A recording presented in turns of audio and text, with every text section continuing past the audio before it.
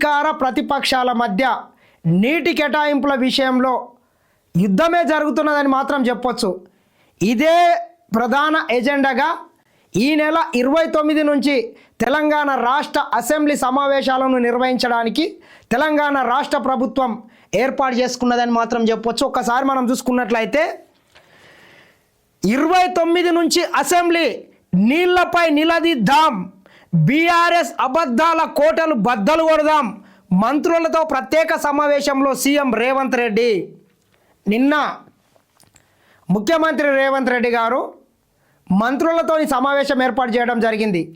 మరి ముఖ్యంగా తెలంగాణ రాష్ట్రంలో గత 10 ఏళ్ళు కల్వకుంట్ల చంద్రశేఖరరావు అధికారంలో ఉండి ఈ తెలంగాణ రాష్ట్రానికి నీళ్లలో ఎటువంటి అన్యాయం చేసిండు, ఏ రకంగా ఆంధ్రప్రదేశ్ పాలకులు అక్రమంగా నీటిని తరలించకపోతుంటే నిమ్మకు నీరెత్తనట్లు ఏ రకంగా వ్యవహరించిండనే దాని మీదనే ప్రధానంగా చర్చ జరిగింది.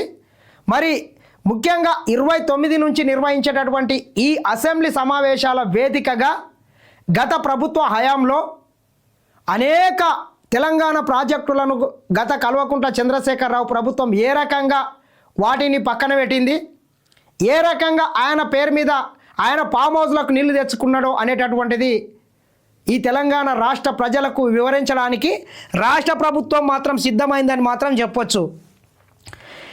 ఇప్పటికిప్పుడు ఎంపీటీసీ జెడ్పీటీసీ ఎన్నికలు లేవు. 42% రిజర్వేషన్ల సాధనపై రోడ్ మ్యాప్ సిద్ధం చేద్దాం, భవిష్యత్తులో జిహెచ్ఎంసీని 2 లేదా 3 కార్పొరేషన్లు చేద్దాం, పనుల్లో స్పీడప్ పెంచి ప్రజామోదం పొందాలని దిశానిర్దేశం అంట. 2 ఏళ్ల పాలనను చూసి ఓర్చుకోలేక కేసీఆర్ బీఆర్ఎస్ నేతలు చేస్తున్న తప్పుడు ప్రచారాలను ఇక ఉపేక్షించేది లేదని సీఎం రేవంత్ రెడ్డి అన్నారు. వాళ్ళ బండారాన్ని అసెంబ్లీ సాక్షిగా బయట పెడదామని మంత్రులకు పిలుపునిచ్చారు. సోమవారం కమాండ్ కంట్రోల్ సెంటర్లో మంత్రులతో సీఎం రేవంత్ రెడ్డి ప్రత్యేకంగా సమావేశమయ్యారు. ఈ నెల 29 నుంచి అసెంబ్లీ సమావేశాలు నిర్వహించాలని సూత్రప్రాయంగా నిర్వహించారు. పంచాయతీ ఎన్నికల్లో సాధించిన గెలుపు, కృష్ణా గోదావరి బేసిన్లలో నీటి వాటాలు, గత బీఆర్ఎస్ ప్రభుత్వం 10 ఏళ్లలో తీసుకున్న నిర్ణయాలు, జరిగిన నష్టంపై చర్చించారు. దీనితో పాటు ఏదైతే మనం ఇందాక చెప్పినట్లనేగా గత 10 ఏళ్ళు నీళ్ళ విషయంలో దాదాపు 1,50,000 కోట్ల రూపాయలు ఈ ఇరిగేషన్ మీద ఖర్చు పెట్టిండ్రు. కానీ అదనంగా 1 ఎకరాకు కూడా నీళ్ళు ఇచ్చిన పాపాన పోలేదు. 1,00,000 కోట్లు పెట్టి కాళేశ్వరం కడితే మేడిగడ్డం కూలిపోయింది, అన్నారం సుందిల్లది అదే పరిస్థితి ఉంది, లీకేజ్ అవుతున్నాయి. ఎండాకాలం నింపడం, వానకాలం వదిలేయడం గోదావరిలో. ఇట్లా కొన్ని లక్షల రూపాయల కరెంటు బిల్లులు వాటి మెయింటెనెన్స్కే పోయింది. ఆ రోజు డాక్టర్ వైఎస్ రాజశేఖర రెడ్డి గారు ఉన్నప్పుడు ప్రాణహిత నది నుండి చేవెళ్ళ వరకు డాక్టర్ బిఆర్ అంబేద్కర్ ప్రాణహిత సుజల స్రవంతి పేరు మీద ప్రాజెక్టును రూపకల్పన చేసి దాదాపు 10,000 రూపాయలకు సంబంధించినటువంటి వర్కులు కూడా జరిగితే ఈ కల్వకుంట్ల చంద్రశేఖరరావు అధికారంలోకి వచ్చిన తర్వాత వాటిని మొత్తం గాలికి వదిలేసి డిజైన్లు మార్చి కేవలం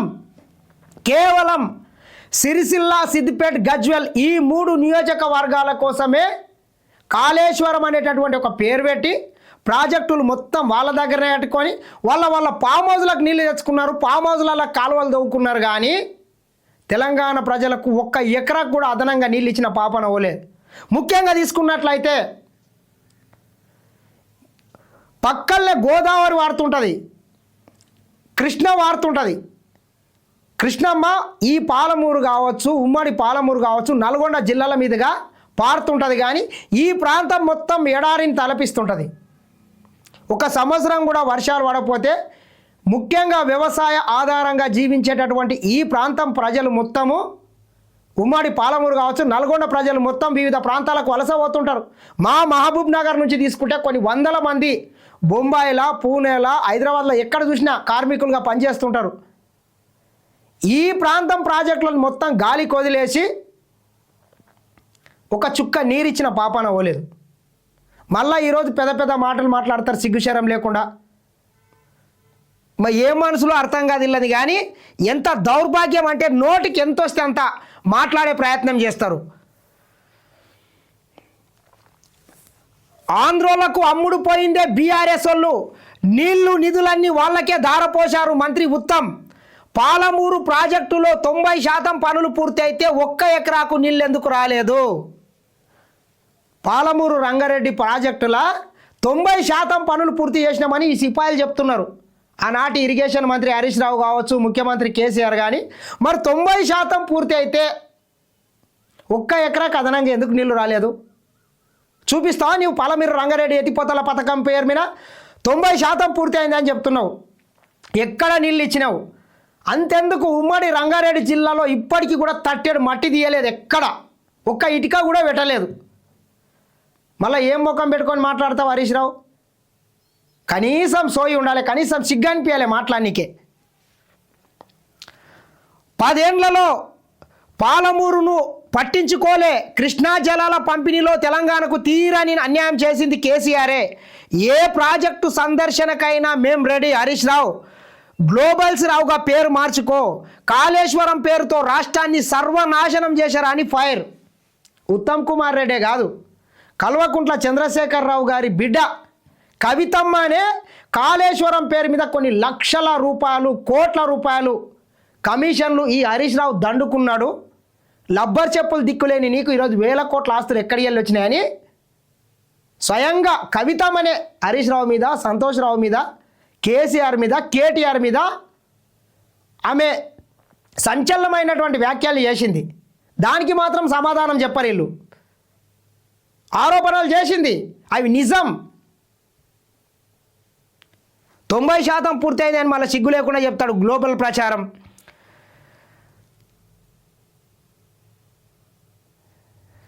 రాష్ట్ర నీటి హక్కులను, ప్రజల ఆత్మ గౌరవాన్ని ఆంధ్రోళ్లకు తాకట్టు పెట్టింది ముమ్మాటికి బీఆర్ఎస్ వల్లేనని రాష్ట్ర నీటిపారుదల శాఖ మంత్రి ఉత్తమ్ కుమార్ రెడ్డి మండిపడ్డారు.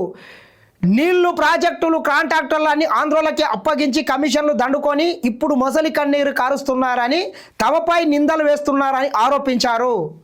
హరీష్ రావు తన పేరును గ్లోబల్స్ రావు అని మార్చుకుంటే మంచిదని పదే అబద్ధాలు మాట్లాడుతూ ప్రజలను మభ్యపెట్టాలని చూస్తున్నారని చురకలంటించారు. వారి పాపాలు పండాయని ఆధారాలతో సహా వారు చేసిన ద్రోహాన్ని బట్టబయలు చేస్తామని సోమవారం సెక్రటరియట్లో మీడియాతో మంత్రి ఉత్తమ్ కుమార్ రెడ్డి చిట్చాట్ చేశారు. ఎవడు అవునన్నా కాదన్నా హరీష్ రావు అనేటటువంటి వ్యక్తి ఒక గ్లోబల్ ప్రచారాలకు బ్రాండ్ అంబాసిడర్.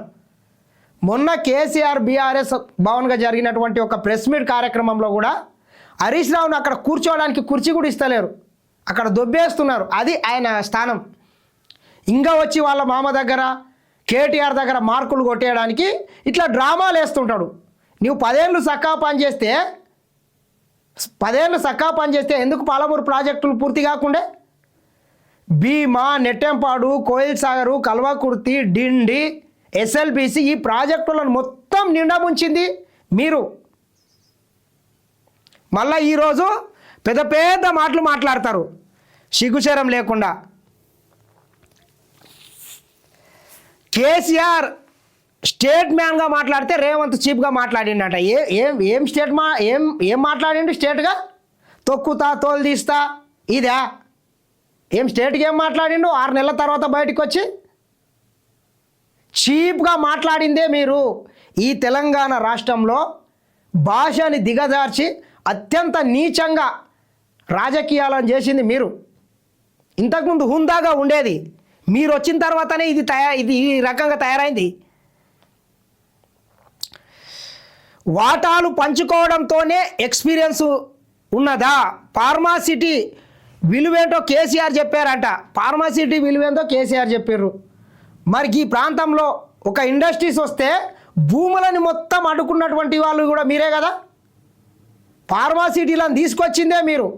ఈరోజు తెలంగాణ రాష్ట్ర వ్యాప్తంగా వివిధ ప్రాంతాల్లో ఫార్మాసిటీలు తీసుకొస్తామని కాంగ్రెస్ ప్రభుత్వం చూస్తే దాని మీద పెద్ద ఎత్తున దుష్ప్రచారం చేసి రైతులను రెచ్చగొట్టి అధికారుల మీద దాడులు చేయించినటువంటి సంస్కృతి కూడా మీదే. ఇటువంటి విష సంస్కృతికి బీజం పోసేదే మీరు. మళ్ళీ ఈరోజు నువ్వు సిగ్గుశరం లేకుండా ఎరిపిల్లలాగా బుద్ధిమంతుల్లాగా మాట్లాడితే ఇక మిమ్మల్ని ఏమనాలి? కాళేశ్వరం కూలిపోయిందంటూ తప్పుడు ప్రచారం చేయదని వ్యాఖ్యానట. మరి కూలిపోకపోతే ఏమైంది హరీష్ రావు? మేడిగడ్డ రిపేర్లకే 1,00,000 కోట్లు పెట్టి కట్టినటువంటి కాళేశ్వరంలో ప్రధానమైనటువంటి గుండెకాయ మీరే చెప్తుండ్రి ఆ మేడిగడ్డ కూలిపోయింది. ఆ మేడిగడ్డలో కూలిపోయినటువంటి వాటిని రిపేర్ చేయడానికే దాదాపు 1,700 కోట్ల రూపాయలు అవుతుందంట. ఏవనా సొత్తు ఎక్కడికి వెళ్ళి వస్తాయి? మీ పార్టీ అకౌంట్లు ఉన్నాయి కదా 1,700 కోట్ల రూపాయలు, వాటితో రిపేర్ చేయించండి. ₹1 కాదు, ₹2 కాదు, 1,700 కోట్ల రూపాయలు ఒక మేడిగడ్డ రిపేర్ అవుతుందంట. ఇక అన్నారం అదే పరిస్థితి ఉంది, సుందిల్లా అదే పరిస్థితి ఉంది. అన్ని ప్రాజెక్టులే కనుక పూర్తి స్థాయిలో నీటితో నింపితే అన్నీ కూడా కూలిపోతాయి.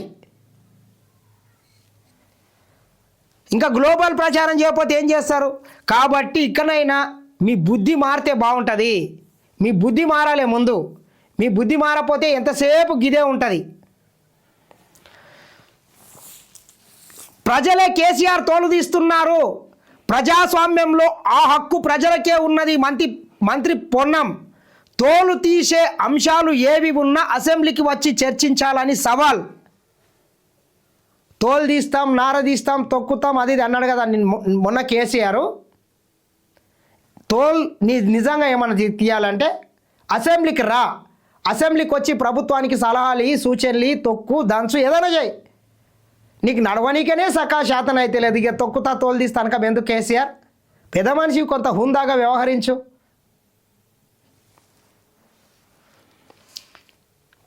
పదేళ్ళు అధికారంలో ఉన్న పాలమూరు ప్రాజెక్టులను ఎందుకు పూర్తి చేయలే? మంత్రి జూపల్లి 10 ఏళ్ళు అధికారంలో ఉండి పాలమూరు ప్రాజెక్టులను ఎందుకు పూర్తి చేయలేదు?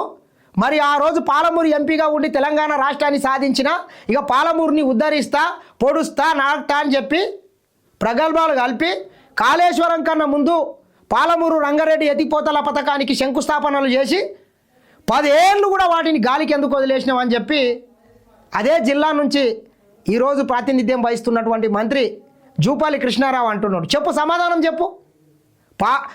ఈ పాలమూరు ప్రాజెక్టుల్ని మొత్తం పండబెట్టిందే కల్వకుంట్ల కుటుంబం.